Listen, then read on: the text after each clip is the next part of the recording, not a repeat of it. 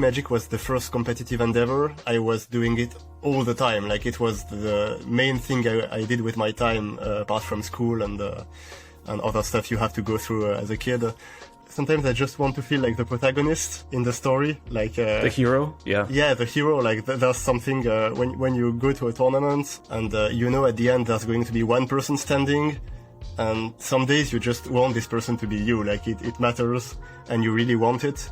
It's not this thing that is out of reach and completely out of my control. Like, I know it can happen. There are days where I need it to happen. I've had these moments of discouragement a couple times in my career. Every time it happens, it's easier because you know it doesn't define you. You know you can find success anyway, and some days are good and some days are bad, and you don't need to let the present day define you. There will be other tournaments. There have been other tournaments that define you just as much. Welcome to this week's Humans of Magic with Jean-Emmanuel Depraz. Jean-Emmanuel is a French Magic pro and has been a mainstay on the pro circuit for close to a decade. This episode is going to be all about the mindset, how Jean-Emmanuel does it, how he approaches Magic, and also some of the changes that he has seen in himself and around the game. If you want to level up your game and hear about how someone at the highest level of play has done it, well then this is the episode for you. This is Jean-Emmanuel Depraz. We are here with Jean-Emmanuel. How are you doing today? Hi, I'm doing well, thank you. A little bit earlier than I'm used to, but I'm pumped. Yeah, thanks for being here. I guess we were talking about this before the recording, but you're currently kind of in the US time zone, where I guess you're always kind of a evening person, but also you just are currently in the US time zone. Is that right? Or yeah, it's a good way to put it. I'm naturally an evening person. I happen to also live in US time zones for tournament reasons, so it all works out pretty well. Yeah. If I remember, you stream once a week, right? On Mondays, is that right? Yeah, I stream every Monday and sometimes other days of the week, depending on my moods, but always on Monday. Okay. So when does your Monday stream start? It must be later than this or earlier than this, depending on how you look at it, right? Yeah, it starts at 8 p.m. European time, so in a bunch of hours. Okay. So I appreciate you taking the sacrifice because I'm in China, so it's just a weird situation. And if it was any later, I guess I would have to be during my dinner. And then I'm really happy to do this recording, and then I can eat my dinner afterwards. Not that I'm rushing you or anything. I understand. Thank you for your sacrifice as well. Yeah. Actually, the first thing I wanted to ask you is about walking, because I understand from talking to some of your friends and also from some of your tweets that you are quite a fan of just walking, right? So can you tell me a bit about that and how that all started for you? Yeah, I walk a lot indeed, mostly as a way to think. I find that it helps your mind process things, even if you're not necessarily aware of it or trying to do it in a conscious way. But when I walk, usually my ideas tend to set in place, and it gets easier to process whatever I need to process. So I walk a lot. I have usual paths that I take around where I live, so I just go for a couple hours sometimes, sometimes less. And then when I'm traveling, I also like to do all the most of the trips, like everything I can do on foot, I do on foot, whatever the country. So sometimes I get lost. I don't have a very good sense of orientation, but usually it's fine. So it's a couple hours a day on average. So you must be walking was it 20 or 30,000 steps a day or something? I wouldn't say a couple hours a day. There are days where I almost don't walk because I'm immersed in the computer stuff arena and so on. Magic, computer stuff, yeah. Okay. Yeah, but when I can, I like to do a couple hours. Yeah. So what are some common things you think about when you're walking? Because you said it's to work out some stuff. Is it like mostly magic, or is it a lot of different things? It's a lot of different things. If I'm playing Magic, like if I'm really into Magic, it's going to be mostly about Magic, yeah. Thinking about decks, matchups, how they are supposed to play out, so playing out like turns in my head and whatever. And sometimes it's about personal stuff or about stuff that I'm writing at the moment. It all depends on what I want to do, and usually it helps me do it when I come back from my walk. What kind of stuff are you writing? Currently I'm trying to write a fantasy novel, but it's a long and hard process, so I'm not quite sure I'm going to finish it. So yeah, that's quite an undertaking to write a novel. So what's your process for that? Are you like trying to just give me an idea? Like I guess it's the story is one thing, but like how do you structure yourself so that you actually write a novel? That's the hard part. I don't have a very good structure yet, because right now I'm kind of in the middle of Magic and writing and trying to balance both, but I've never been very good at balancing stuff in my life. Like usually I take one thing and I do it, I give it all my energy. So yeah, with Worlds last week and the upcoming tournaments right now, I'm in the middle, and I'm hoping when things settle a little, I'll have more time and I can write on a daily basis, because I think you have to, like for me personally, I would have to do it on a daily basis to be really effective about it. Yeah, so I guess your daily focus, or every day you're focused on Magic right now because you're preparing for some events coming up. Is it the LEC? Is that one of the events? I'm sorry if I got it wrong. The European Legacy European Championship, so yeah, LEC. It's in Sofia next week. So this is in Bulgaria? Yeah, exactly. Okay. So I took a quick look at the website. It looks like a whole bunch of Pioneer events. And can you give me just an idea? Because I've never played in these series of tournaments before. I've heard of the MKMs in the past, but I've not heard of this one. So can you just maybe fill me in on what this series is like and what's the stakes and all that? Sure. So for me, the stakes are not that high because I'm already qualified to the next step, which is the Pro Tour, the global Pro Tour. But the championships are regionalized, and each of them feeds the Pro Tour that will happen in a couple months. And I have never played this exact tournament myself because it's the new structure, so I don't really know how it will be like, but I assume something like the old Pro Tours, where you have a bunch of people who qualified via local tournaments or online, and they are all battling for qualifications to the Pro Tour and the World Championship, because the first two in the tournaments are going to be qualified for Worlds directly. Okay. So how is the preparation going? Because it's in just a week or something like that? Yeah, it's in about 10 days now. And right now I'm in Paris, but I'm going to be moving to Sofia on Friday in 3 days. And then I'll meet my friends there, and we'll stay for a week of intense testing like we used to do for... Okay, so this is like a testing house. Okay. Yeah, it's a testing house, like for the old PTs, and it's the first time since COVID that we actually managed to organize something like this, so I'm really, really excited. That sounds super exciting because, I mean, the world has just been in COVID situation for a while, so it's nice to have the in-person tournaments again, right? Yeah, or meeting up. The first paper tournaments came back this summer, so I went to a couple of places, but as far as I'm concerned, this is the real return to paper. It's when you start testing with friends again, like we used to do for the PTs. Like it was always a really, a really thrilling moment, even more than the tournament itself. The week of preparation, it's very intense. Yeah. Can you give me an idea, like what's the size of your team? Like how many of you will be testing and all that stuff? Yeah, so there are 8 of us,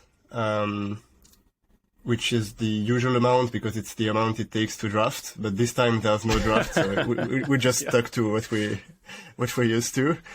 And the 8 people are mostly friends of mine that I already know. So some French players who were in the Rivals League previously.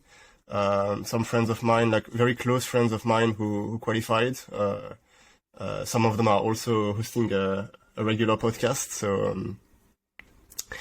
So yeah, and we will be in a house that we rented on Airbnb for a full week, and mostly playing Magic and talking about Magic all day. Trying to have a routine, like a productive routine. Usually, like when there's draft, we start with a draft in the morning. So we get up and eat something and then go into draft directly because the mind is still fresh and we found out it's better that way. And then constructed, but this time it's only constructed, it's only Pioneer, so I'm not sure how we are going to structure this. So how do you justify testing limited or playing limited in an event where it's constructed? Like, I'm wondering how that works. We're not going to, but I would love to, but we're not going to draft. It's just the usual thing that we're doing, and we're going to have to get away from that and mostly play constructed this time. Like only play constructed this time, but yeah, I guess we're going to do something where in the morning, maybe it's just all very speculative. We haven't talked about this yet, but maybe in the morning test new decks and interesting ideas, and in the afternoon play the established decks against each other, something like that. Okay, so this might be a good time for me to ask because I talked to one of your friends, Remy, and he said that you've always had a strong desire to improve and iterate and refine testing methodologies when it comes to Magic. He mentioned that you have been in his words, relentless theoretician and also very good at applying the theory. So do you have something new planned for this time? Like, is it going to be like super methodical, or how does that work? It's very flattering from him because he's actually the one who structured everything. Like, if we are asking, like who gave us the tools, like the theoretical tools to make a successful testing testing week, he would be the one. We call him the great architect. Like, I don't know if you know, the card. There's a blue card that's called Grand or Great Architect. I don't remember. And like, it's a blue Vedalken wizard who's trying to like manipulate everything. And yeah, in my mind, he's the great architect. And we have like, there's a lot of things we improved over the years because we have been doing this for 4 or 5 years maybe now, at least since I've been part of it, because they started before me. But mostly it's about hygiene, like life hygiene, getting up early enough, doing something to work yourself up, some sport in the morning. So going for a run, or we experimented with team sports as well. So we played some volleyball at a couple pro tours, and I think the most likely thing is just running, because like everyone can run. There's no specific skills you need to. Some people run longer than others, but usually we run as long as the most tired person wants. So we adjust to that, and then we get to testing. Then we eat we eat lunch, and after lunch there's this meditation time that Remy implemented. I'm not sure if we're going to be doing this because this is all new. We haven't done this for a couple of years now, but I really like this moment where we just sit in a circle and listen to either some music or dedicated meditation session that someone is narrating, and for maybe a quarter of an hour, and then we are all like relaxed and as if we had just woken, and we can get back to testing. So this is really interesting for me because I know about, having kind of a routine, before you start working, because people always say there's always this kind of like literature, like, okay, when you wake up, you should like do this and this and this and like exercise and, and the next thing you know, you spent like, 3 hours just to get ready for the day. So how long does it take to go through everything before you actually start playing Magic? Because you mentioned that you might start in the morning with a draft, or do you like mix Magic with these things, or how does it work? Yeah, when we draft, we still do a little sport before that. We wake up at something like 8 in the morning, and we start playing at maybe 9:30 or 10. So there's a time where everyone is getting their body and mind ready to prepare. But I should say I'm not a big believer in this whole yes life idea that you want to be up early for your day to work at all. I'm not really this kind of person. So everything I'm telling you is learned from experience. Like the best ways for me to get prepared, and I know it might not apply to everyone, and sometimes people just don't want to run, like they don't enjoy that, so we let them get ready at their pace and doing their stuff. Like it's not a rigorous structure that we try to apply to everyone.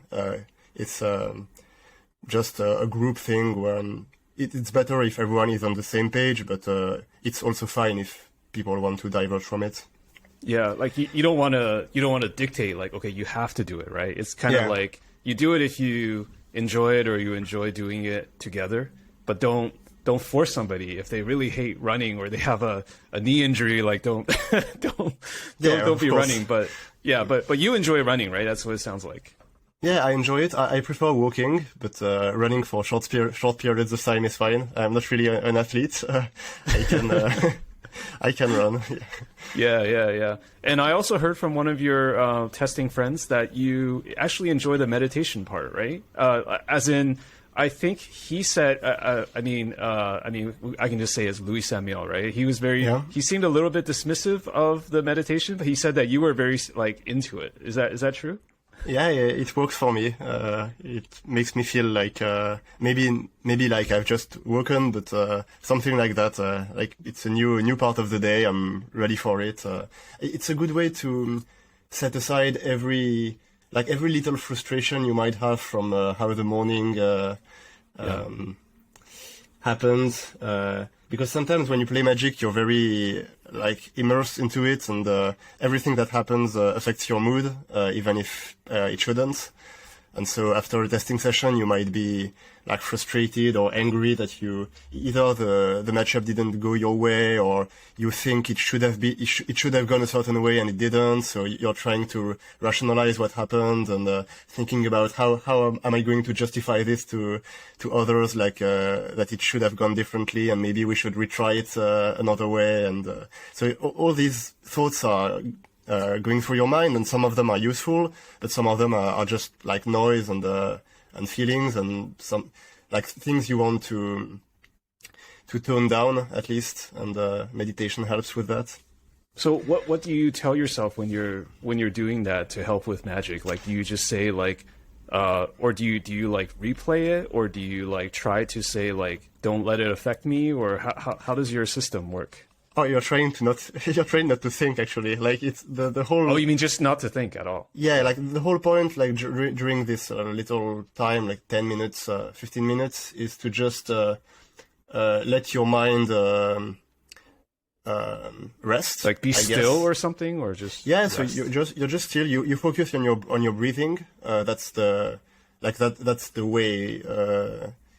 it's supposed to go. So maybe some people are thinking about stuff, and I can't know how everyone is doing it, but for me, I'm sticking to what I learned, and it's just focus on your breathing, and your mind will go in a very relaxed state.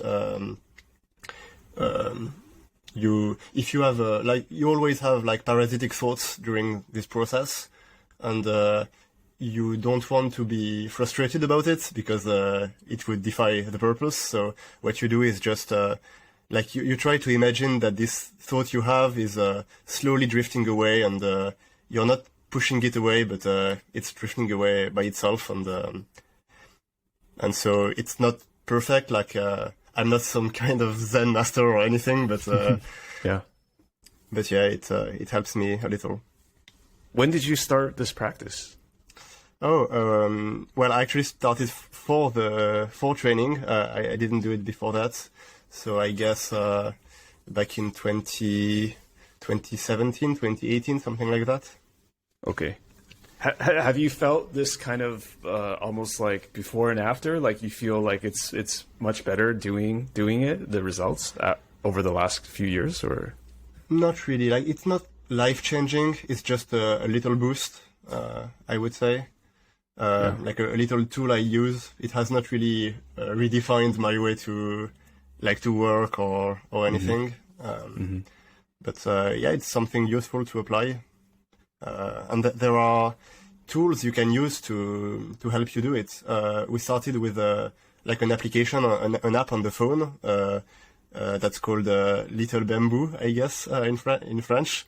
Okay. And it's just like a voice, like telling you to focus on your breathing, breathe in, breathe out, and giving you little advice while you are in it.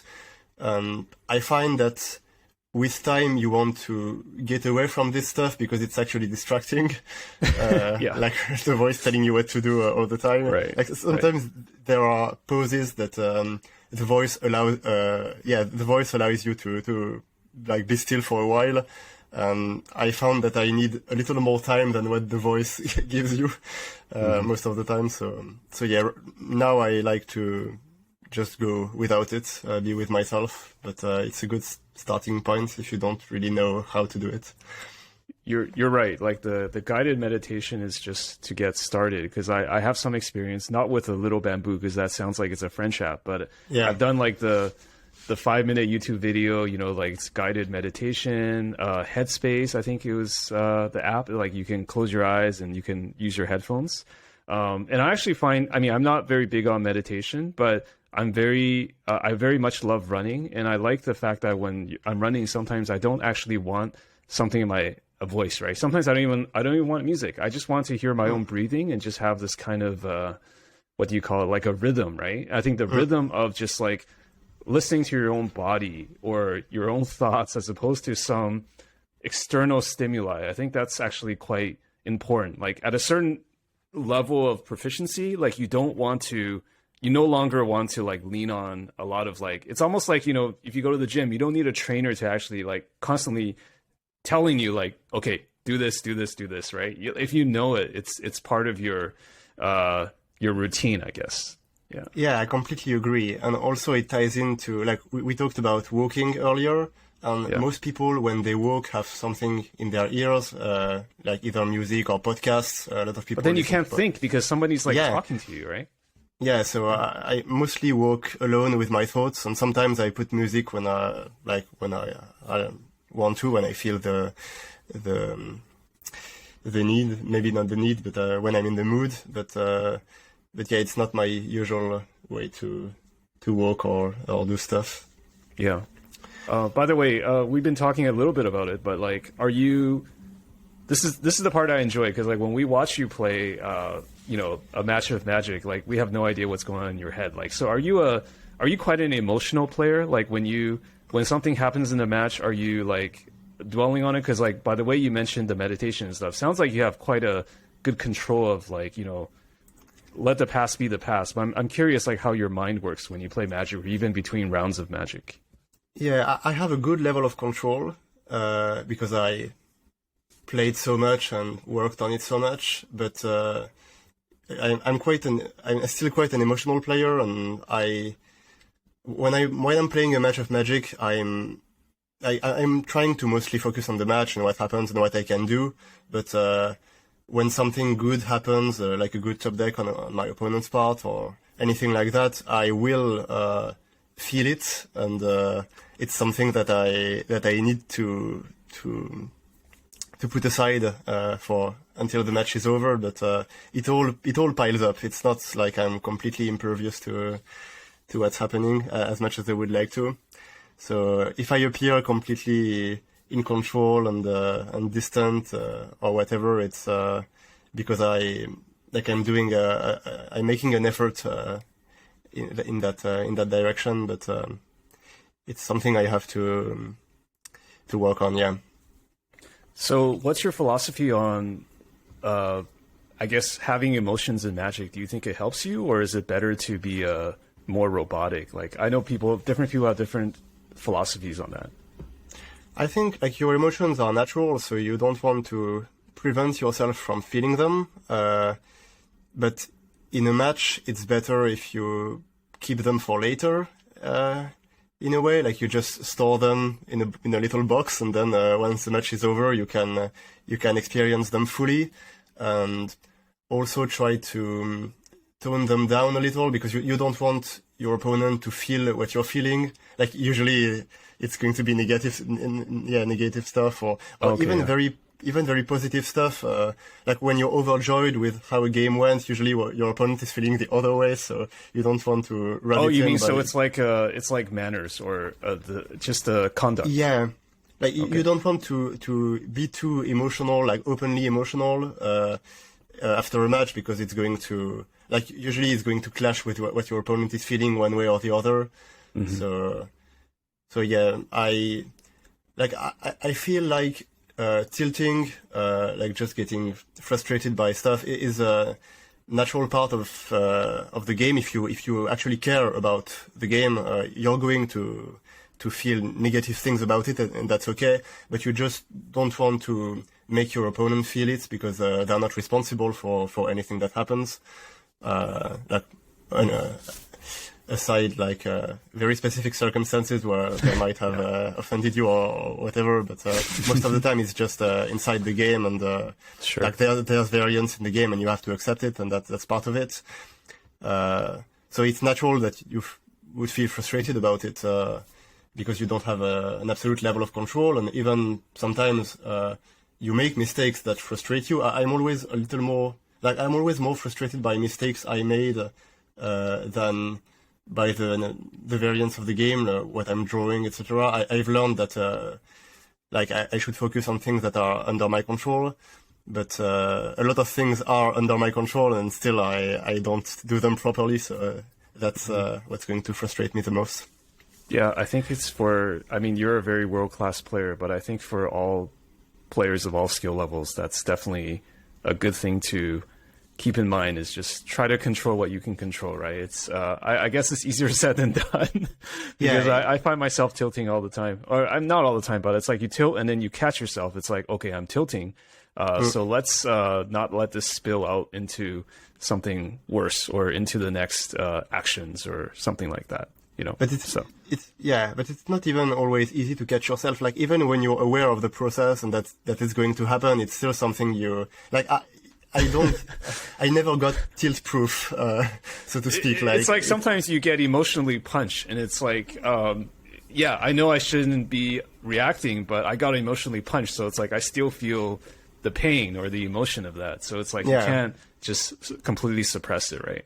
Yeah, so. And like the ways to get away from it is usually like just to have good playing habits. Like when you lose a couple games in a row, if you're not in the middle of a tournament, ideally you stop and you do something else for a while, and then you come back to it, because like whether you want it or not, it's going to affect your play and make you play worse and worse and lose more and more. Like it's something that snowballs also. That's the ideal time to go for a walk. When you lost a couple of games in a row, you go for a walk and come back. You can start again. I'm sorry if this is kind of a sensitive topic, but I'm curious, like what you were thinking, and like, did you go for a walk after your the recent event, the Worlds Day 2? Yeah. Because you were public. I hope it's okay to talk about, because you were public about the results and things like that. I'm curious, like, I guess it's been a while since that event, but like looking back, like what was going through your mind, like during Day 2 or maybe after that? So it's actually like the worst feeling in Magic is when you win a lot and then lose a lot immediately after that. Like it's the downswing is really hard. It's the worst sequence, right? Yeah. Yeah, it's the worst sequence. Like if you're going to go 6-8, like I just did at Worlds, so 6 wins, 8 losses, you ideally want to start with the 8 losses and then win 6 in a row, because it's going to make you feel great about saving your tournament. So even if it's the same result, you're not going to feel the same way after it. And this time I went 6-1 and then lost 7 in a row. And yeah, that's never easy, because the more you win, the more your expectations pile up, and you start like you want to prevent yourself from it, but you start dreaming about what's going to happen next on the top 4 and whatever. So I'm used to it now. Like I know that it can happen. I've had it happen to me a couple times already, like this exact same sequence. So it makes it a little easier. And after the losses, I did go for a walk, and it took a couple hours before I was all like at peace with what happens. Mm-hmm. But in the heat of the moment, obviously it made me play worse and worse as the day went on, and like the 7 losses were not all a fatality. Like I could have prevented some, and it was harder and harder the more I lost. Mm-hmm. Mm-hmm. It's very hard to it can I don't know what's the term, like it can keep sliding, or it can affect you into the next match, right? Yeah, because it's just all like to go back to the meditation stuff. It's all feelings that pile up inside your mind, and you don't have the time to properly like treat them, and so they keep piling up and up, and each game you have this thirst for vindication almost, like you feel like you've been wronged by variance, or even if you know it's not a rational feeling, and so each new game you don't really start it with a fresh mind as you should, but you're trying to like get your revenge for what happened earlier, and this makes you make dubious plays. Yeah. I mean, I'm sorry if I brought it up. Maybe it's like you're not even thinking about that anymore, right? You're just thinking about the next event, I would have to assume. Yeah, it's behind me, but I'm fine talking about it. It's not my first rodeo, so okay. I can go back on this stuff. Let's go back and talk about something much earlier. Like, I know this is kind of a very sudden change, but can you tell me about your Magic origin story? I mean, just how you even discovered Magic in the first place. Sure. So the first time I played Magic was with a cousin on holidays. So I was 11 years old at the time, or maybe 10 and a half. And my cousin had brought cards that he was playing with for a little while, and he taught me the game on holidays. So I was playing like a mono green centaur, a very, very bad tribal deck. It was at the time of Onslaught, I guess, a little after Onslaught. Oh, this was a while ago. Okay. Yeah, a while ago. Yeah, so I was 11 years old. Now I'm 28, so it's been 17 years already.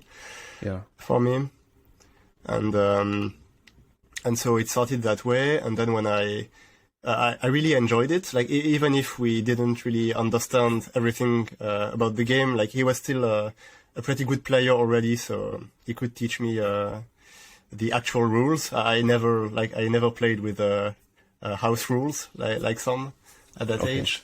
You had the formal education in the real rules of Magic. Yeah, or something close to it at least. And and then when I got back to Paris, where I live, I looked for like game stores, and found one that was like not too far, and I started going to that store for like maybe once a week, or like first once a week and then twice a week, and then as often as I could,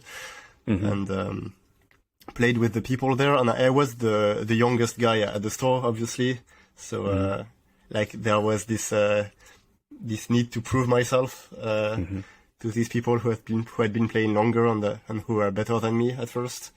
And so I started becoming better and better, and at first I was not really like I was in this mindset to get better, to improve, but I wasn't necessarily in the right mindset for it. Like I wasn't a competitive player in the sense that I learned from my losses or whatever. At first it was pretty hard for me, but after a couple of years, I started calling myself a competitive player and going to bigger and bigger events.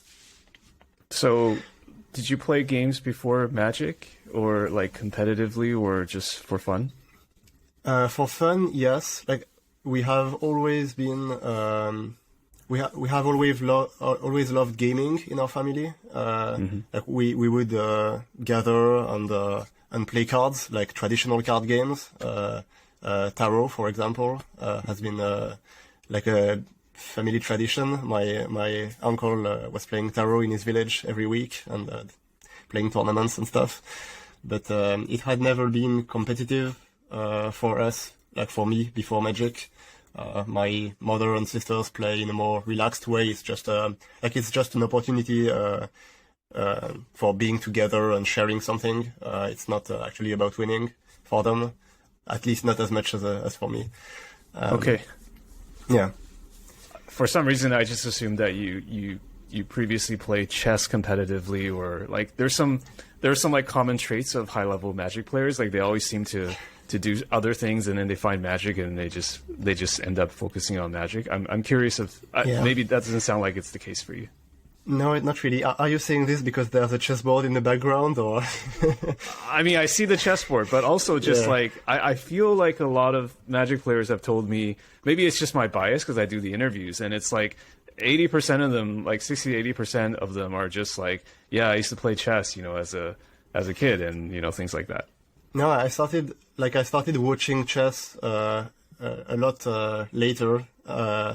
It was actually like a TV show, The Queen's Gambit, that got me into it. It's fairly recent, yeah. Yeah, fairly recent. But no, for me, Magic was the first competitive endeavor, and I guess that's part of how I became so good at it, because I was doing it all the time. Like it was the main thing I did with my time, apart from school and other stuff you have to go through as a kid.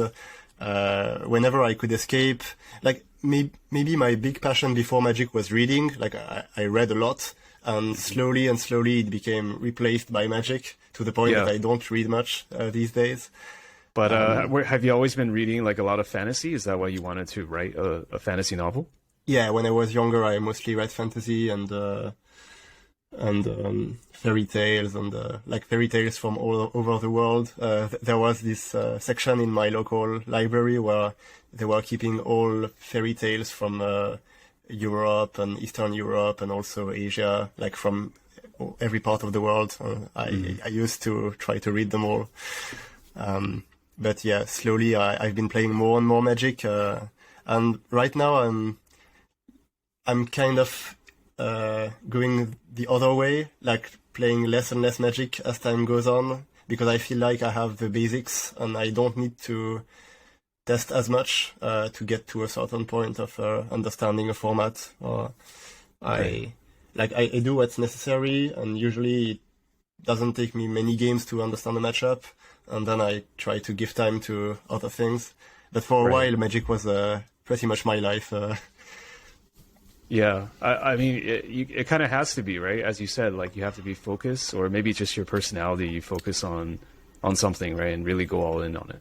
I think it's just how my brain works. I need to have one big interest and go all in on it, and I can become great at that thing for the time that it lasts. But it's hard for me to balance with other things at the same time. Is there something right now that's making you want to perhaps focus less on Magic? Like, are you more focused on, is it the writing, or is it just the Magic competitive scene? Like, I know this is I'm not expecting like, a 15-second answer, but I'm just curious. It's actually both. Like I both want to write, and it's the thing that drives me the most right now. It's trying to like build this world of mine, which is a very long and complicated process. So there's a lot to think about. And at the same time, it's also that, the competitive Magic scene has declined, in my opinion, or at least it's declining right now, and we don't really know what's going to happen next, because the system has changed so much over the years that there's always been a lot of uncertainty about the future. But when they started the leagues a couple of years back, I felt like maybe the system was going to become like a solid thing you can rely on, and it was for a couple of years, but now it's over, and now I don't earn my living just playing Magic. It's not enough anymore. So I need to find something else. I'm going to need to find something else. Maybe not right now, because I've won enough in these years that I'm not in a hurry to find something else. Sure. But I'm going to need to eventually. And so since right now I want to write, and it's something that drives me, I just want to give it as much time as possible, in case it might become another source of revenue. But I don't have many illusions about it. Like, I know it's going to be very hard. But there's this thing that, this idea that Magic wasn't a reliable source of revenue back then, and still I made it. Like, I managed to do it. So there's this little idea in the back of my head that if I became a professional Magic player, maybe I can become a writer. And you never know, and I want to give it as much as I can and see where it takes me. Yeah. But I mean, I think just even if the MPL was still around, let's pretend that MPL is still around today, you're still a member of the MPL. Yeah. I feel like your personal life circumstances have changed too, right? As you said, you want to write, you want to do other things. So it's like, even if that variable was still constant, I guess there's just so many things going on at once, because like it's complicated, of course, for everybody, because we're human, and there's always like things we want to do and maybe do differently, right? Yeah, I don't really know what would have happened for me if the MPL wasn't ending, because the thing is that we were told about it a year before it happened. So like, it's been more than a year since I started thinking about other stuff and what my life is going to look like after the MPL. Like, I had time to prepare for it. And so slowly I moved to writing, but would I have moved to writing if I didn't know about that? I can't really know. Right. How do you feel about just because I think this is a lifestyle that a lot of former like full-time Magic pros, and you're still a Magic pro, I'm not implying otherwise. I'm just saying that like a lot of them depend on streaming and you do once a week. A lot of them used to depend on like, content, of course, writing and things like that. How do you feel about that? Is that something that you think you'll just keep doing? Because I understand streaming started for you probably as an MPL obligation, but you just kept it up, right? So it's just become a habit. Yeah, that's right. I started streaming when the MPL began, because they were offering contracts for streaming, as well as in parallel to the MPL, they offered us a certain amount of money each year to stream. And so that's how I got into it, and I found out that I enjoyed it, but I enjoy it in small doses. I can't, I couldn't do what... So it's not like 40 hours a week, you can't do that. No, the streamer life... I never really gave it a go. Like, I never tried to do 40 hours a week, but I know that already like 10 to 15 hours a week is a lot, and I couldn't go much. I couldn't do much more than that, and you have to do more than that, at least initially, if you want to build a community and an audience. So I know it could not be my full life. Like maybe if I really needed it, I could, but it's asking a lot of me. I'm not a very social person. So it was like an effort to go into the virtual world of Twitch and talk to hundreds of people at first. And now that I have my little community, people who follow me and whose names I see appear on the chat every week, it's easier. But it's an occasional thing. Like it's a thing I do in addition to the others, and that doesn't take me a lot of time and effort right now. And I would like to keep it that way. And it's the same with all kinds of content creation, really. I've also written articles, but I've never been a regular writer on a website. It's more like I want to write about something, like there's a topic in Magic that I feel like I can contribute to the global discourse, that I have something to say, and so I'm going to say it, and publish a Google Docs and let everyone read it. But I've never really tried to monetize it. Mm-hmm. It's also so different, right? Because all the people I've talked to who have let's just use the word obligation. Like if you're obligated to write once a week, then you have to produce something. So in a way, it's good for the discipline, the structure, but another way, it's really just a job, right? And I think there's always this kind of weird thing of like, is Magic a job or not? And it's also because like, I assume that for you, Magic is most enjoyable when you're actually playing it. So when you're writing about it, or when you're forced to play it in front of hundreds or thousands of people, it's an entirely different thing. It's kind of like saying like, James, like, I like running, but it's like if I have to run and have like 100 people watch me, I'm not sure I would really enjoy that. Or if I was running only to do races, like you have to enjoy the thing on your own terms, right? And if it changes, then it's no longer the thing, right? Yeah, it's a very good. It's very true, and it's something I think a lot of people maybe don't appreciate, like people who watch Magic and watch professional Magic. Like maybe they would assume that because we love playing Magic, because it was a passion at first, it's always easy and we're always in the mood, and it's something that comes naturally, and we're just like making money appear out of something we would do anyway. But as soon as you start doing it for the money and you feel the need to perform, it becomes something else. And yeah, I was saying earlier that I've been going away from Magic with the MPL ending, and that's also part of it, because as it became more and more pressing, like the end of the MPL, I felt like I needed to get the most out of it before it was over, and there was this pressure building. And as any competitive Magic player knows, pressure is the enemy. Like, you don't want to play under pressure. It's just going to make things worse. Yeah, it's what's the term? Like counterproductive. Yeah, exactly. Yeah. So, are you interested in like different forms of monetizing? Like, I don't know, like commentary, or there's so many different things to do, but I guess it's never the same as actually competing at the highest level, right? Yeah, I like doing all sorts of stuff around Magic. I like doing commentary. I've done commentary a couple times already in French. Like when there's a big event and I'm not in it, or maybe I didn't reach the final stage. Usually the French streamers who are restreaming the official event, they invite me for the last part of the tournament. So I'm like maybe the local Luis Scott Vargas in a way. When I get eliminated from the tournament, I go to the coverage booth. Right.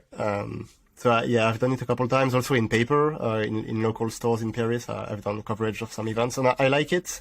But when the tournament is over, you always wish you were playing. Like, there is always this thing where you watch people play, and you comment on what they do, and they will make mistakes, because everyone makes mistakes.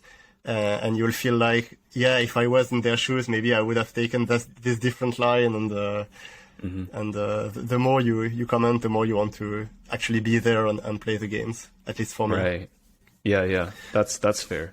Although it's interesting because I remember interviewing Paulo once, PV, and he was actually saying that for him, maybe his views change over the years, I don't know. But at the time, it was many years ago, he said that doing commentary was the best for him because like he could then be in Magic without having the pressure to actually perform. Now, that might sound kind of funny coming from one of the greatest players ever, but it's like that's how he felt at the time, at least. But that was before he won Worlds and all this stuff that happened, so... I can totally relate to that. Like there are periods where I prefer being away from the table and not emotionally invested in what's happening. There are times where I need this investment, like this rush of adrenaline. That's also why I play Magic. So everything in small doses, I guess, and coverage too. Yeah. Everything in moderation. Like, so can you maybe share? Were there particular like 1 or 2 periods of your career where you wanted to take kind of a break from Magic, and maybe tell me about why that was, or maybe the circumstance, as it were? It never lasted for long. Like I've been playing Magic competitively for, I guess, 11 years now, like 11 years since I played my first GP, and I never really took a break from it. Like maybe right now is the time where I feel the least interested in what's going on. Okay. Yeah. But still I want to play, and like there's this event next week, and I'm going to prepare for it. But I can't. I guess that has the friendship thing to also motivate you, right? Like you'll be exactly like together. If there wasn't this big boot camp with friends, maybe I wouldn't even come to the tournament. I don't know. Like the tournament itself has lost a lot of its appeal for me. I still like playing tournaments, but it's more like a small pleasure now that I allow myself. And I'm not sure I could. Like I don't know if I'm going to find the fire again. Like there's this word, like the fire, that the drive to keep going and to keep winning. And at times I still feel it. Like there are days where I wake up and I'm pumped and I just want to play Magic and crush people. And but most of the time I'm more detached from it now. I think sometimes you get the fire from feeling like you want to solve the puzzle, right? Because like there'll be times when I wake up and I'm thinking like, I want to actually work on this thing about my deck or this thing about the metagame. And that will keep me interested for like a limited time, like until I figure out that thing out or I have my answer. And then I just kind of go back to not having the fire. So I don't know if you feel this similarly, because I know that for a lot of people, like Magic is also puzzle solving, right? Yeah, for me it is, for sure. But if the fire is limited to that, you can only carry it for small periods of time. And in my life, I've had weeks and months where I was constantly burning, and like to keep the metaphor going. And I was really like I was in need of a big performance or anything that would tell me that I belong and that I'm good at this. And when it happens, you can step back for a while, and the fire quells, and it lights up again later. But it's something like it's not always about puzzle solving. For me, at least, sometimes I just want. I'm going to say something really stupid, but sometimes I just want to feel like the protagonist in the story, like the hero. Yeah, the hero. Like there's something when you go to a tournament and there are 100 people there, or maybe less, maybe more, and at the end there's going to be one person standing. And some days you just want this person to be you. Like it matters, and it's stupid, and it's not. No, that's not stupid. That's honest, right? And it's not likely to happen, and it's not likely to happen.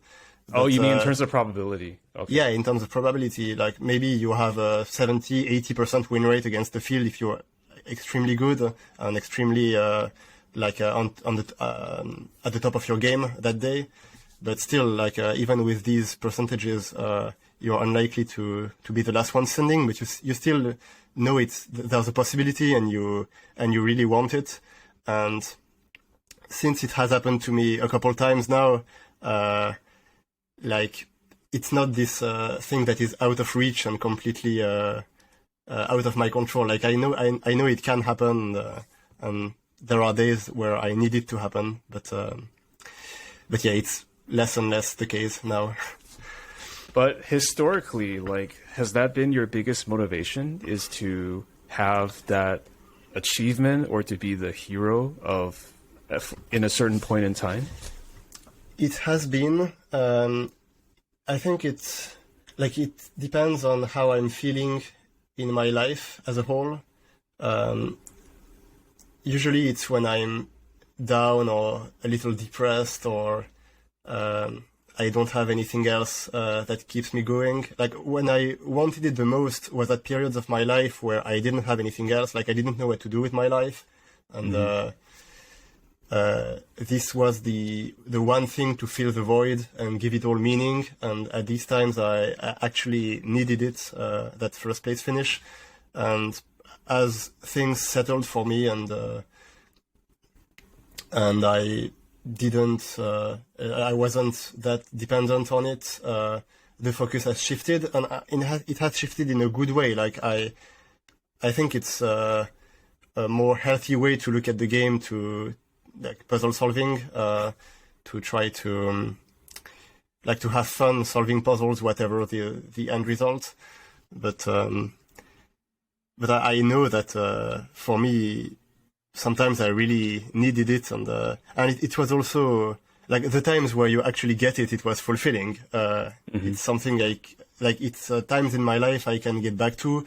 I can watch the replays of tournaments where I did well, and it makes me feel better.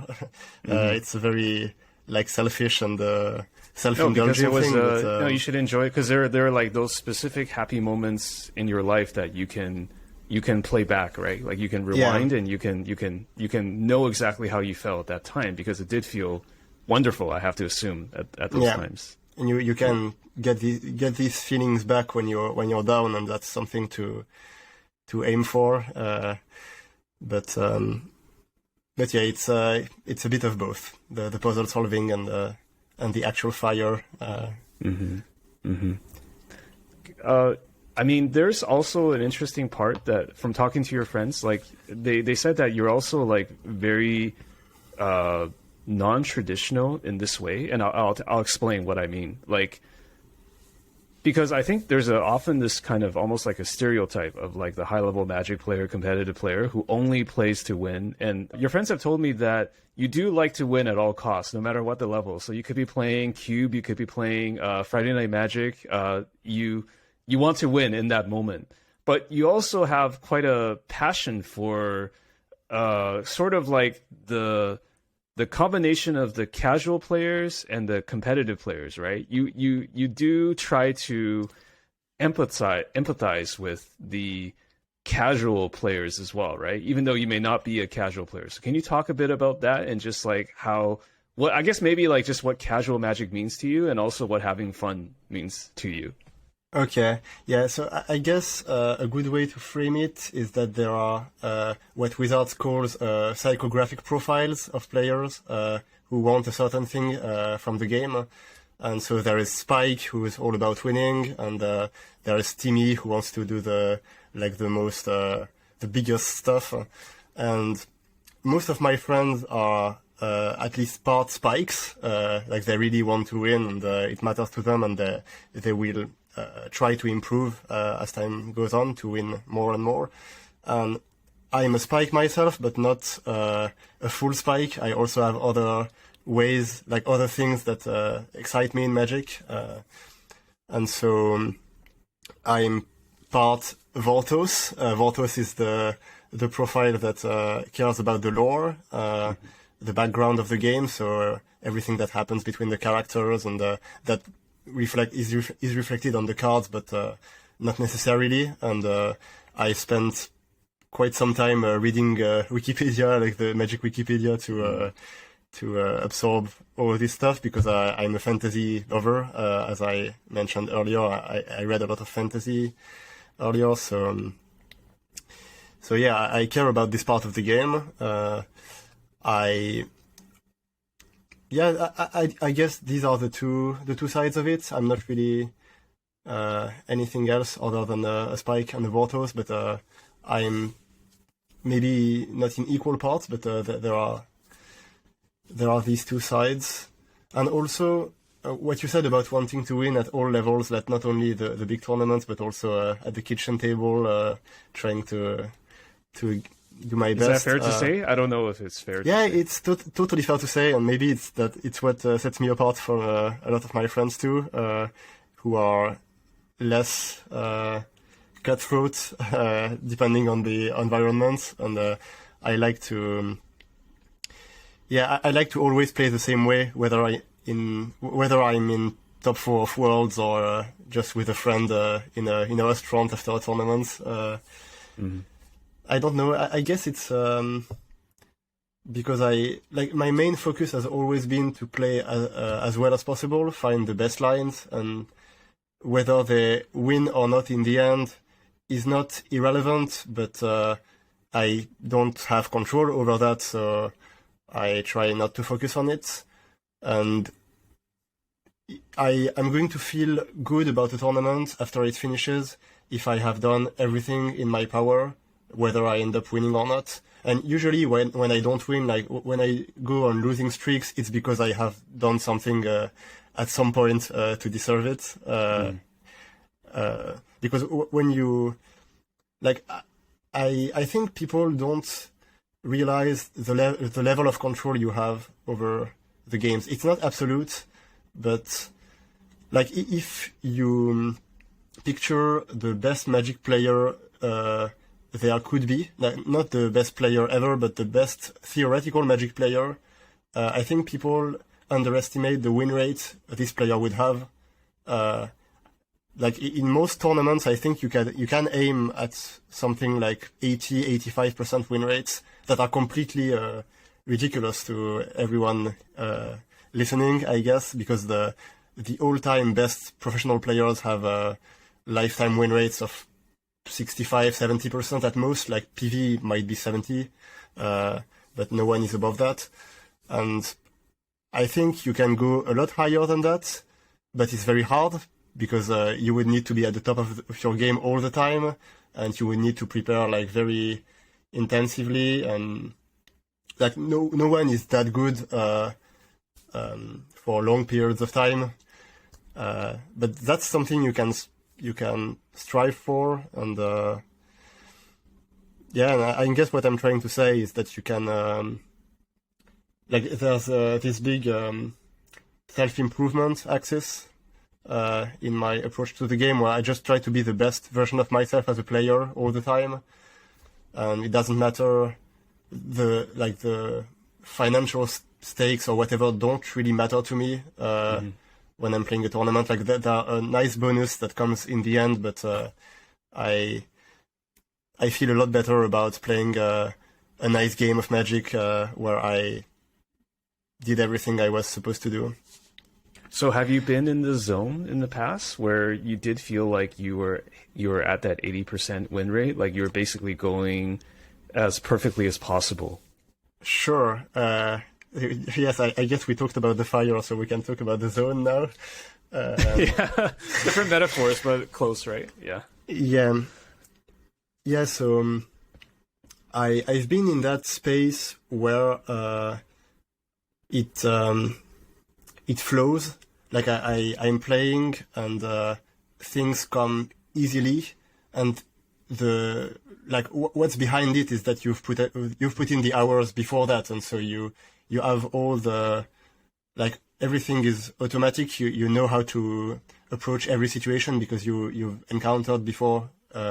You've encountered this situation before in the past where you were testing, and so it's a very, very good feeling where you feel in control, and not in control of everything. You don't know what your opponent's going to draw, what you're going to draw, but you have a plan for everything, and you know how things are going to play out depending on what cards people draw. And when you're in that space, in that zone, yeah, I think you can get these win rates, but it has happened to me a couple times. It's not something you can take for granted at any point, unfortunately, because you also need to be your life needs to be in a certain state of calm, and you need to feel good about your life, not just about the game at this point. If you know what I mean. Like you want to be free from everything that could happen, like every bad relationship or whatever. You mean like your life has to be going very well at the same time, or you cannot have any worries or something like that? Yeah, because all the worries you have are going to be reflected in some way in your game. Like not necessarily, but it's going to be something more you have to put aside. And the more things that happen to you, the harder it gets to be fully in the game at that moment and go as far as you can. Because Magic is it's just a very deep game, and when you're in the zone, sometimes you think about stuff you wouldn't think about otherwise, and there's this I guess there's this magic to it where you can't really replicate it. Like you don't really know where it comes from, like why you're so good that day, but usually it comes from being very very in control of everything that's happening, both in Magic and in your life. Do you try to chase the zone? Like, have you ever gone back and looked at periods where you felt like you were in that zone and tried to recreate it? Yeah, I did. And it's a big motivation. Like, it's also why I'm running in the morning at boot camps, why I meditate, why I do all that. It's an endless pursuit to be in the zone at one point in time, and you have to do it all again the next time. It's not going to come back to you if you don't chase it. Yeah, I feel like.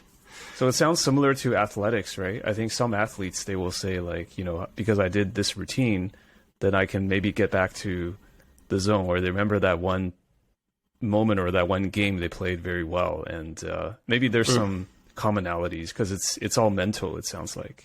Sure, like there's a mental side to every discipline. Like even the most physical ones, you also need to be at the top mentally, and I think Magic has that in common with other athletics. But the funny part is that maybe the first time I experienced that, or the first time I remember at least, was at a point in my life where I didn't really chase it. Like, you don't want, like, you need to chase it for it to happen, but you don't want to be all in on it, because as I said, you also need your life to go well at that time. And if you're only playing Magic all the time, usually it's going to hurt you in some way. Yeah. So you want to have some detachment. Yes. It's a very hard thing to grasp because you want to be both detached and I understand. I call that the paradox of Magic. It's like you actually do better in some pursuit when your life is not all about it, which is the irony, right? I feel it's similar in Magic. It's similar in romance. Like sometimes when you're courting somebody, like if you're trying too hard, like it actually doesn't happen, and sometimes if you just let it happen, it actually happens, or at least that's how I feel like meeting my wife and what happened and things like that. Maybe it's a terrible analogy, but I think I don't know if you believe in the universe or like things coming together, like sometimes trying too hard is just going to sabotage yourself from getting what you wanted. So. Yeah, I think it makes perfect sense, and the way I look at it or have looked at it in the past is you're trying to shoot an arrow at a target, and if you want the arrow to reach the target, you have to aim a little on the side. Like you don't want to aim at the center of the target, but just a little off. And if you do that, if you manage to do that, you're going to reach the target. But the natural instinct is to aim at the target, and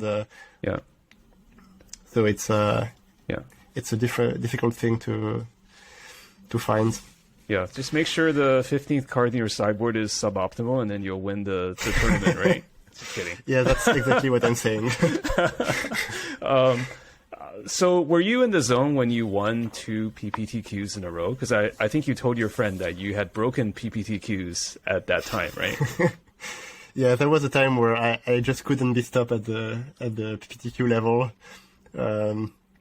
But also at that time, I think I had quite an inflated opinion of myself. Like big fish in a small pond kind of thing, where you're you're much better than everyone else at a certain level, but since you only play at that level, you don't realize how bad you are in an absolute sense. But at some point I was playing PPTQs every season, and I was winning the first one or second one I played every season, and so I felt great. And then I started playing PTs, and I realized I had a lot more to go. I want to switch gears slightly. Can you talk about GP Warsaw? I know this is the Grand Prix in 2017 that a standard event you actually won, right? Yeah. And I don't want to generalize, but I feel like in a lot of ways that kind of puts you on the map, as it were, because then it led to a lot of success within the next year. So, and also your friend said you should ask Jean-Emmanuel about GP Warsaw. So, like, can you share maybe what it was like to play in that tournament, what it was like to be you back then? That's nice of them to suggest, because Warsaw was probably the best day in my life. Like, if I have to point out... So you were in the zone, right? Just to be clear. Yeah. So if I had to point out one tournament where I felt the greatest and the happiest, it would be Warsaw, because to set the stage for it, the week before I played my second PT, the week before Warsaw, and it was a PT that I had waited for 2 to 3 years. Like 2 to 3 years happened between my first PT and my second one, where I was endlessly trying to requalify without managing to do it. And so I went to this PT with very high expectations, and I completely blew it. I went 06. It was a PT Ixalan. Okay. So a really bad experience. I had a very good testing team, like the best French players at the time who had taken me in, and I felt really good about the tournament, and boom, 06. And it was a combination of a lot of things, like expectations that were too high. I was too desperate for it, and so I couldn't find the balance. And when it started going wrong, I misplayed more and more, and everything I described earlier. Mm-hmm. And flash forward 1 week, there's this GP in Europe in the same format as the PT, and I decided to go, like, mostly to enjoy myself. I played a different deck. I played a deck that suited my playstyle more, which was Teamer Energy. Oh, so there was no rotation yet. So it was the exact same meta? Yeah, standard? Exact same format. And I had played Mono Red at the PT, which really wasn't my style at all, but the team was playing this, and so I trusted them and played the team deck. But I wasn't really having fun with it, and I think that's a big part of it. And so I decided to play a mid-range deck that I liked more at the tournament in Warsaw, and everything happened like a dream. Like, I started winning and winning. At the end of day one, I was 6-2, so I already had 2 losses. I had no losses to give, but I felt great about how I had played these games. Like, I had no regrets. Okay. So it didn't really affect me. So the things that you could control, you felt like you controlled them well. Yeah, going forward, it didn't really affect me.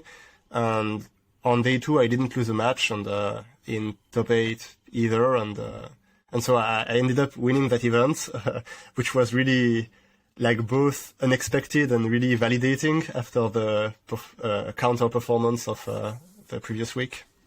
Do you think that you needed to fail the way that you did in the PT to actually have done what you did in the Grand Prix? Yes. It feels weird to put it that way, but I think so.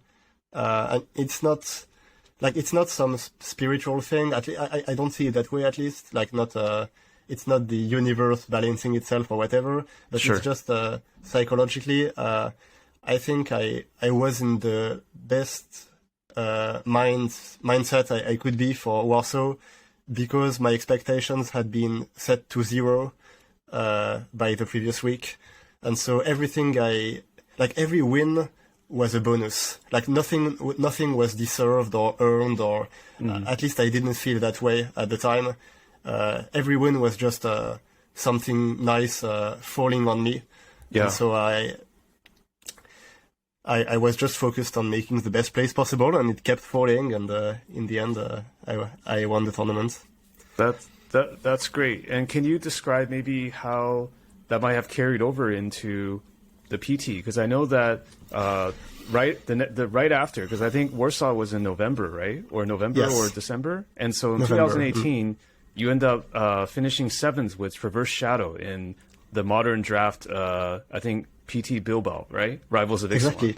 So Yeah, how did exactly. did the Warsaw momentum carry into the Pro Tour? Because it seemed like you rebounded quite well, if I may say. In a way, yes, because it was like I had been trying so hard for so long, and then suddenly I happened to find the recipe for success. After Warsaw, I analyzed what had happened, and I told myself the same thing I just told you, which is that psychologically it was the best thing that could happen to me, and I needed to be in that mindset where nothing was a guarantee. Like, everything was just happening as it happened, and I needed to take have fun. nothing for granted, kind of thing. Yeah, I had to have fun playing the games, and if I had fun playing the games, I would win more. But I didn't want to aim at the target, which was winning more. I wanted to aim a little on the side. I wanted to aim at having fun, and that would lead me to win more. So that's what I did for a year, and more. That's what I've been trying to do since then, since Warsaw. I never stopped trying, and it has been sometimes easy, sometimes very hard, depending on also other circumstances in my life. And the more desperate you are for success, the harder it's going to be to find that mindset. But yeah, I've been trying ever since. That sounds very stressful, actually, because I'm not going to try to compare myself to you, because obviously I'm never been at that kind of high level, never played a PT. I have, just full disclosure, I've never even day 2'd a GP. So we're not on the same, if you are LeBron James, I'm the guy who just learned how to dribble the basketball. So I'm not trying to make a comparison, but I'm just saying that, as a Magic player in general, I know the feeling of, when you want it too badly. It's a weird balance, because you have to want it, but you can't want it too much. And then sometimes it's the difference is maybe I don't even know how to quantify it. Maybe it's you want it 51% or you want it 53%, and that really screws up how you process it. And Yeah, I've certainly been there as well. It's and then if you don't want it at all, if you're too detached, then why are you even playing Magic? So it's a really weird mental balance, I think. Yeah, there's a threshold you don't want to cross. If you go too far in your emotional investment in the game, you're going to fail. But you have to get as close as this threshold as possible, and that's what makes it difficult for sure. Yeah. Just to, not to always dwell on the negative part, but when you had that very crushing finish at the PT that you played before Warsaw, did you ever consider leaving Magic or taking a long break or something? Because I imagine it just must have been devastating at the time. Yeah, because the year we're talking about, the 2017-2018 year, was the year I requalified for the PT, and also the year I decided to to go all in on Magic. But it was before the PT, like a couple of months before the story we are discussing. I made a choice to give this whole year to Magic and see how far I could go. And if it didn't work, go back to something else, maybe. Like just focus on my studies for the years after that. And I didn't really set a specific goal. Like I didn't tell myself I want to be platinum at the end of the year, or I want to be silver or anything. Like these were the previous pro statuses at the time. But I just wanted, as an experiment, I just wanted to see how far I could go that year. And obviously, like when a couple months after making that decision, you go 0-6 at the PT, you have to question everything. And you're like, yeah, it's actually not for me. But the good thing is that I had given myself a full year. Right. So I told myself, well, that's only one event. Maybe it will change. Like maybe you will find something, it will rebound. You don't know that. So take the time to give yourself the time to see what happens. And at the end of the year, you can reflect on it. And maybe if I had not given myself that much time, I would have stopped earlier because it was really discouraging. But I've had these moments of discouragement at a couple times in my career, and every time it happens, it's easier because you know it doesn't define you. You know you can find success anyway, and some days are good and some days are bad, and you don't need to let the present day define you. There will be other tournaments. There have been other tournaments that define you just as much. I think that's a great lesson, right? It's like I feel like what you said about giving yourself a timeline, or like not just one event, but like a time period, like 1 year. Like whatever you're doing now, you should also think about that. Maybe you can also consider thinking of it that way. Like if you're writing a novel, right? Like give yourself X amount of months or years to do it. Like don't just be like, focus on one milestone, right? Like I submit the novel like by, I don't know, summer of next year. Like you should just focus on like some sort of like, I guess this is just a really long way to say like you have to figure out how to not be too hard on yourself and not be crushed by something that unexpected that happens that may be negative. But it sounds like you're like mentally tough enough to be able to deal with that because you've dealt with it in the past. And also you have to, like, part of it is that you have to trust the process. Like at the time, the process was just testing. It was preparing in the best way you could. And we had thought about it, like the best way to prepare.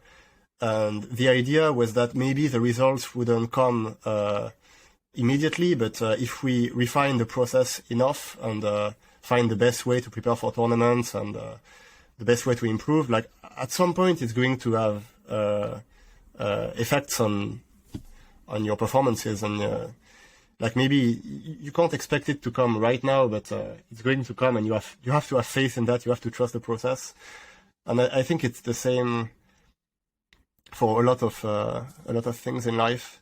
But it's hard because life keeps giving you deadlines. Like you don't live you don't live outside of time. You have to do stuff in certain windows, and other people are pressuring you, and like it's just the world making you go faster. So you have to find your own space. Like you have to detach yourself from what the world tells you to do, and have your own, in a way, your own timeline, your own mental timeline for how things are going. What about when the world was MPL for you? Because I know you did all the seasons of MPL, right? Was that a lot of pressure and stress for you at the time to be in that world? At first, it wasn't. I was just trying to do my best, and I didn't really focus on I didn't focus that much on the accolades and everything around it. Whether it was the MPL or Platinum or whatever, it was just like the new system I had to play in, and at the end of the day, it was just Magic, and we were just playing the same game.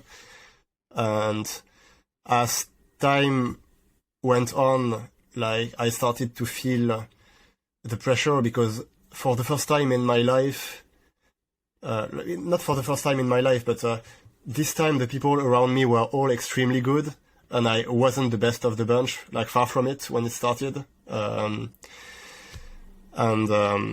And so I was trying to stay afloat and requalify from year to year, and it was never a given that I would, even if I tried my best, because we were talking like best in the world kind of thing. But yeah, I realized that I could, that it was possible to be to still keep performing at even at that level. And so yeah, I don't really know how to answer that question. I guess there were times where it was easy and times where it was hard, and it didn't follow a linear path. Like that's life, right? It's never just a linear. Like you feel different things depending on what week or what day or what month it is. Yeah, I can recall distinctly how it was for me at the beginning of the MPL. I was just overwhelmed with joy and excitement, and I played the World Magic Cup at that time, the Team World Magic Cup, and that's the event that France won, and that was just after the announcement of the MPL, and like at that time I was still really in the zone, and that was another event where I felt unstoppable, like irrationally unstoppable. And after that, there were times where it was much harder when we started playing the league weekends, and every one of my opponents was a world-class player. This was a really hard thing for me because, like, usually in a tournament, there are matches that feel like a reprieve, like against people who are not that good and maybe not at the top of their game right now. And so you have matches that pump your confidence again after a loss. Yeah. You get a shot of confidence, like, because you'll have those certain. Yeah, I understand. Yeah. And in the MPL weekends, there wasn't anything like that. Like every match was just as hard as the previous one, and so when you started losing, you were never sure you were going to stop losing at some point. Yeah. And I remember some other people had very horrendous weekends at some points, like going 0-11 or 0-12, and I think the structure is a big part of it. Just having to face a great player every round and not being able to quit because every match matters. That was quite stressful. Yeah. But yeah, after that, like life went on, and in the end of the MPL, I felt very little pressure because I knew I wasn't playing to requalify for next year, that it was going to be over at some point, and so there were phases that way. I guess looking back on it, it does make you feel good looking back on it, the fact that you're able to requalify every season. That means you, from a purely results perspective, you had done it. But in the moment, it just felt like super stressful, right? It just felt like every week, like what's going to happen, like just there's a constant need to perform. That's what it sounds like. Yeah, in retrospect, I feel really good about it, obviously, having been in all the MPL seasons. And I hope Magic is going to keep thriving, even at a competitive level. Like, I hope these tournaments are going to keep going, and with new champions, like new generations of players who are going to find success the same way I did. And it's already starting to happen, like with Nathan Stoyer winning the World Championships recently. Like you can feel these young players who are better than we are and taking back where we left it. But yeah, at least there's this satisfaction that at some point in Magic's development, I was one of the best, and that's something no one can take away from me. And like, it's among the things that I can reflect back on and feel good about. Yeah. So you had mentioned the Team World Cup. Like, I know you were the captain. So what was that experience like? It was very different from everything I had experienced previously. I'm not really a team player in general. Like I don't like the idea that my results are impacted by other people's performances, because that's another layer of things I can't control. And oh, I see. You mean like preparing as a team is fine, but actually having a tournament where like it's team results is different. Yeah. Team preparation is good and all. Like it's not very different to prepare for a team tournament than for an individual tournament, because in both cases you are trying to raise your level as a group and not as an individual. But as soon as the tournament starts, usually you go into that mode where only your results, like not only your results matter. Obviously, you're happy if your friends perform, and but your mindset changes, and it's not about raising your level as a group, but about doing as well as possible as an individual. So a team tournament shifts that perspective, because you still have to think about everything that's happening around you, and that you maybe can't do much about, but you have to accept it. So for me, it has always been quite hard, and I don't really enjoy this experience. But at the World Magic Cup, it was different, because we just kept winning. So I guess that was never really the downside of looking around and seeing that both your teammates had lost. Like,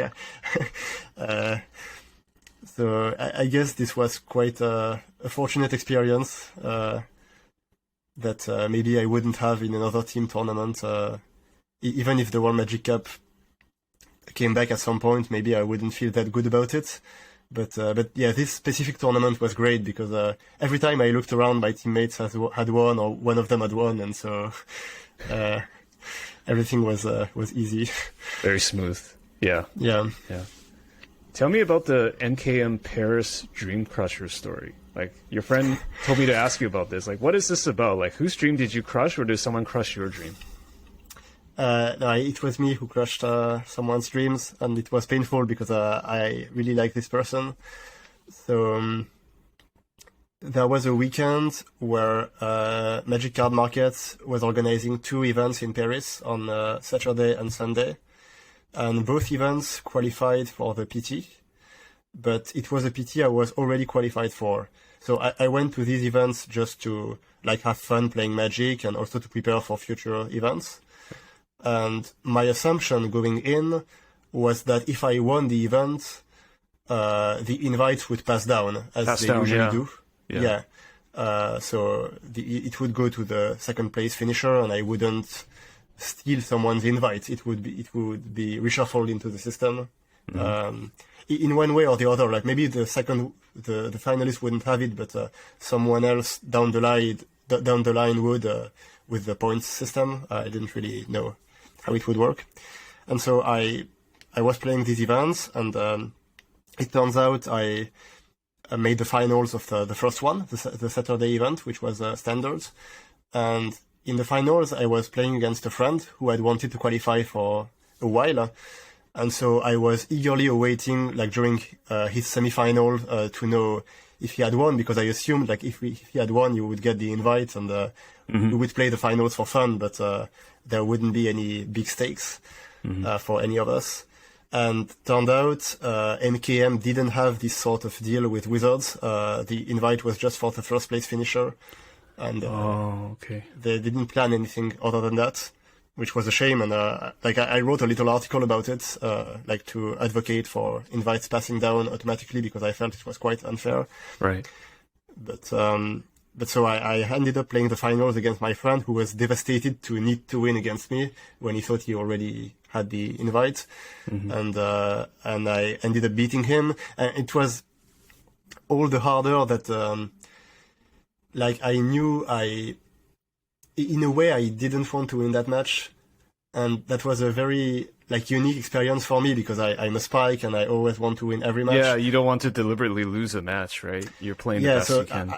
I played this one to the best of my ability, but at the same time, there were points in the game where I knew I could make a suboptimal decision and no one would notice it, and it would give my friends a chance to win. And keep your reputation, right? It's like you don't want someone to look at it and be like, "Why did he make a suboptimal play?" Or maybe yourself. But, this was very subtle stuff. I was playing Temur Reclamation against the Teferi deck, and so there was this point where I scry and I see a reclamation on top of my library, and obviously it's the best card of my deck, so if everything goes well, I can slam it and win the game a couple turns after. But since it's a Teferi matchup and I don't have the answer to Teferi, and Teferi is like hosing my reclamations, I'm supposed to bottom it and try to find an answer first. And so I really had the temptation to keep it on top and like leave the result to fate. And if he has a Teferi, he wins the game, and I'm happy for him. And if he doesn't, I win. But at the same time, I knew the best play was to bottom it, and so I ended up bottoming it. But I had these thoughts like crossing my mind every time a close decision presented itself. Yeah. And so in the end, I won that match. So I dream crushed him. And the day after, there's this other tournament in limited this time. And maybe I shouldn't have gone, I don't know, because I knew at this point the invite wouldn't pass down, but it was also very unlikely to happen twice. You know, like, you wanted to play, right? Yeah, you don't win two tournaments in a row. Like this sort of thing doesn't happen very often. So I just wanted to play the tournament. It was limited, and I love limited. And I ended up top 8ing that event too, and facing another friend in the finals and winning again. So I had this awful experience twice in the weekend. Odds? Yeah. Yeah, what are the odds, right? Oh my gosh. So yeah, it's both quite a happy weekend because I can recall like having won 2 tournaments in a row, and my friends are not angry at me about it right now. Like, and even then they weren't angry; they were just angry at the system, not at me. But yeah, very very happy and very sad feeling at the same time. Yeah. That's so. I know this is a bit tangential, but it's like it's like as a Magic player or someone who plays tournaments of any level, you always hear about these, like, I'll call them edge cases. Like, there's always things that end up being like not happy for everybody. Like, you know, whether it's like, you know, you have to negotiate a split or like something happened. Yeah. It's like the whole structure just feels like it really should have been like revolutionized, like in some way. Like there's just so many things, like even the idea of like, you know, can you intentionally draw, and like there's just like there's a you know better than I do. There's like 100 things that you could change in Magic organized play, and it's just like unfortunate, I guess, sometimes that it just happens, these edge cases. Or maybe the edge cases are because of like bias. We always remember the edge cases, even though we know that like 99% of the time it's fine, but there's still that 1% that really bothers me whenever I hear about it happening to somebody. You know what I mean? Yeah, I think it's just very hard to design a system that completely eliminates these edge cases, and so there will be at some point. It's about the incentives, right? Like, it's about your incentives not really aligning with what you want to happen, but the incentive is there. Like, you're incentivized to win your match, and what happens because of that is an unfortunate consequence. But you're still trying to win your match. Or you're trying to win the tournament, and if an intentional draw is allowed and the best way to win the tournament, you're going to do it even if you don't like it. And personally, I really dislike the intentional draws, so that's something I liked about the MPL was not being allowed to intentionally draw any match. Like, it relieved a lot of the pressure of having to make these decisions and maybe dream crush someone who has trying to access to the top 8 by playing a match. I think the system should be thought in a way that removes the biggest amount of like bad incentives. But like I've never had to design such a system, and I know it's really hard. So I don't really blame Wizards for this sort of thing. Like, at least long term, and I know these things are going to happen, and we can mitigate them as much as possible. But like, there are going to be people who are exploiting flaws in the system because there are going to be flaws, and all you can do is like learn from it and try to refine it even further. Yeah. Having said that, what's your view on the open deck list or not? Like, or is it? Do you have a uniform stance, or is it dependent on the structure of the tournament? I have a uniform stance, and it's that open deck lists are awesome, and I want to play every match of Magic in my life with open deck lists. Okay. Okay. Yeah, I just think they really add depth to the game. Like, it's much more interesting for me, at least, to play a match with open deck lists, because I can go much deeper in how I play around cards, depending on if it's a one-off, if it's a three-off, and even beyond individual cards, the fact that you know everything in your opponent's deck list lets you devise a strategy for the whole game, which is something you can't necessarily do in closed deck lists, because there can always be this one-off you didn't expect. So you have to play your deck the way it's intended to be played, and you can't really go away from that too much. Mm-hmm. Whereas when there are open deck lists, sometimes you find out your opponent's deck has a particular flow that not all decks of this archetype have, and you can really go all in, like really hammer on that flow. Like maybe it's a limited deck that has very good rares, but nothing aside from its rares, like it's really about two rares, and so you can devise your whole plan about beating these two rares, and if you do, you will beat the rest of the deck without effort. And if it had been closed deck list, you wouldn't have known that, and so one of the rares would have showed up and caught you off guard, and you would have just lost on it, which is the usual limited experience, like most people perceive it, that it's all about rares, and some cards are just much better than the rest. And it's not entirely true, but there's some truth to it. Mm-hmm. And in open deck list, this effect is greatly reduced. So I think it's just a positive for the game, and the downsides that people see about like not being able to bring offbeat decks to surprise people. I think this is really, this is not really true. Like, I've been playing weird decks for the or it's past couple overstated. Years. The impact is overstated, right? Yeah, the impact is overstated, exactly. Like, I've been playing weird decks at big events with open deck lists, and it hasn't really hurt me in any way. Like, people still need to adjust to what you're doing, and even if they know in advance what your deck is going to do, like, if they didn't account for it in deck building, there's some level of control that they don't have, and also as a deck builder, you have to think about it, and you can't just rely on the surprise factor, right? Which is like, the surprise factor is always a little unfair, because that's a little bit like praying, right? You're just praying that like they don't. Yeah, exactly. But that's not really. Maybe it's about the principles of winning, but I feel similarly, I guess. Yeah. Yeah, and there's also this thing that if you play round one of a tournament in closed deck list with a weird deck, your opponent is not going to know what to expect, so maybe you will beat them because of that. And then the further you go into the tournament, the more people will have seen your deck and learned about it and learned how to adjust to it. And when you reach the top 8, whether it's open or closed deck list, a good competitor with a good network, like a good scouting network, will know about your deck anyway, so this advantage is gone. And I'd rather play in these conditions from the start, than pray that my deck stays unnoticed and that people don't communicate enough.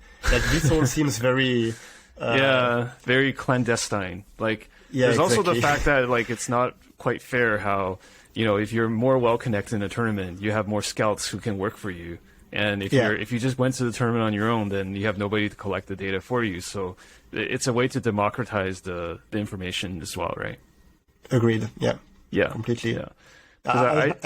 Yeah. I have been on the other side of this, where, like, I have been on big teams with good support networks, and at the end of the day, you really, like, people don't realize how much data you can collect in a given amount of time. Like, over a day, you can pretty much map an entire tournament of several hundred people if you're organized enough, if you have your Excel sheet and whatever. So, Like, I just publish this information from the start, and everyone will be on equal footing.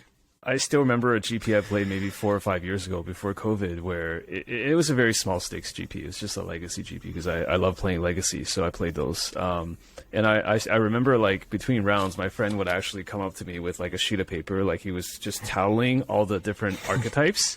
So it was just like, it's amazing how much one person can do, because he was really like, hey James, do you want to see? And he had like the whole room, it was like scouted. It was like, it had to count. And it was just like, wow, it's like, that's a lot of effort. And I was like, it's really funny though, because like, even though it's funny that he did it, but it's also funny that like I saw that, but I didn't feel comfortable even taking a picture with my phone. So I was also thinking like, does it really help me? Like, I have this pie chart, but it feels kind of like dirty to have this information that maybe someone else doesn't have. But also, like, is it actually useful? Because like, I'm gonna is it really gonna help me win the next round, just knowing the big pie chart? I think having deck lists is, I guess, totally fine, but it's also interesting, right? So your stance is the same.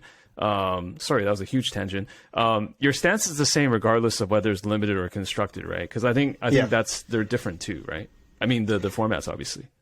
Yeah, they are different, and I think open deck lists are a bigger change in limited than in constructed, because in constructed you already have a basic idea of what your opponent's deck is doing. Like, you see their first lands and you already know most of the content of their deck, so it helps less. But I think for most people this means that limited open deck list is an aberration and it detracts from the experience, etc. Whereas I think because it's a bigger I think it's a bigger improvement in limited.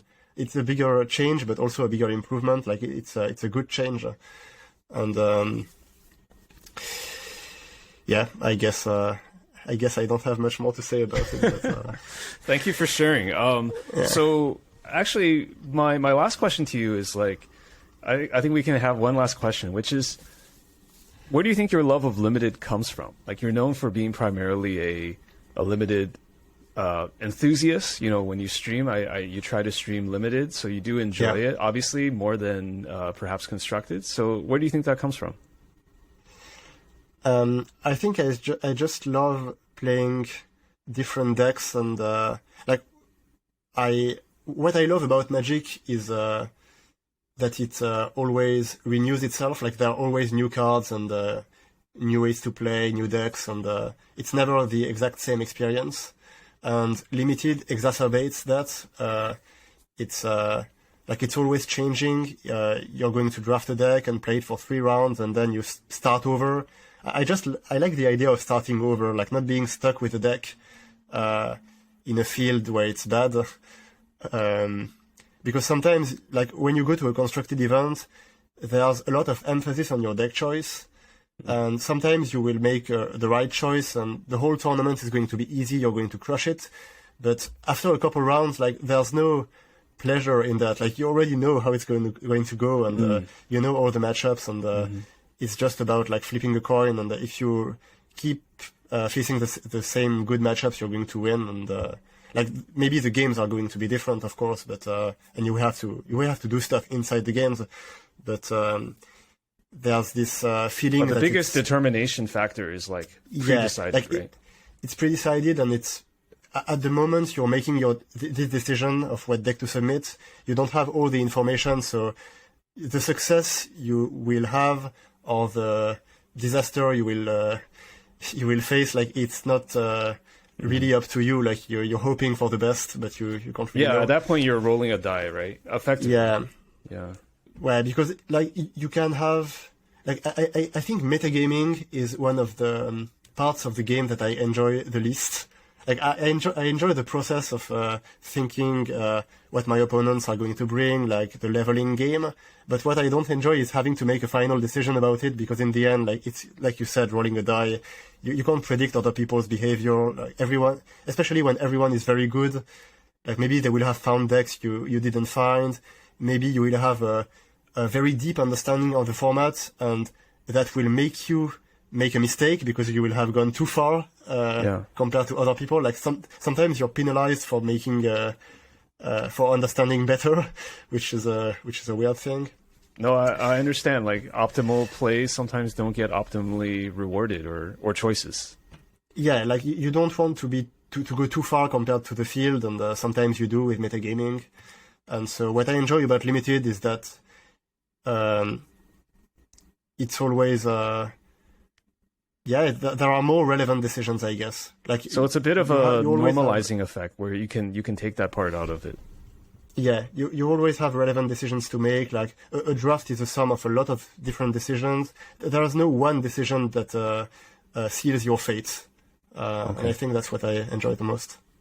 Oh, that's a cool. That makes a lot of sense. That makes a lot of sense. So, Jean-Emmanuel, thank you so much. Thank you for taking the time. I think we went into a lot of different places. I hope you were okay with the whole kind of jumping around in topics. I had a really good time chatting with you. I hope you felt the same as well. Same. It was really really good time. Thank you for having me. Yeah, and I hope you can enjoy the rest of the day where you are now that you've hopefully had a little bit of time to wake up. And I wish you all the best going forward, no matter what it is, like whether it's the novel or magic or anything else. Thank you. I appreciate it. I wish all the best to you too. I will. I guess I'll keep listening to episodes of your podcast. I enjoyed the ones I listened to before that, so keep going. I appreciate it.